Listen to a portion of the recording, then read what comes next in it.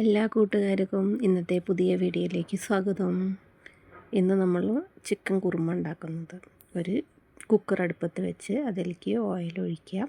പട്ട, ഗ്രാമ്പൂ, ഏലക്കായ ഇട്ട് പിന്നെ സബോള 3 സബോള കട്ട് ചെയ്തിട്ട് ചെറിയ സബോളയാണ് കേട്ടോ.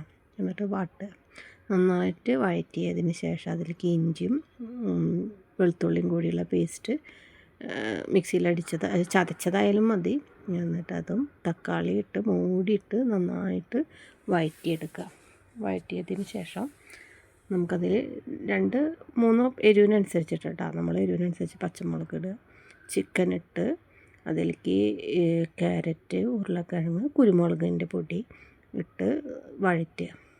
എന്നിട്ട് നാളികേരവും കാഷ്യൂനട്ടും കൂടി അരച്ചതും ഒരു പാൻ വെച്ചിട്ട് അതിലേക്ക് ഓയിൽ ഒഴിച്ചിട്ട് കാഷ്യൂനട്ടും ഉള്ളിയും വാട്ടി മൂപ്പിച്ചാൽ നമ്മളെ കറി റെഡി.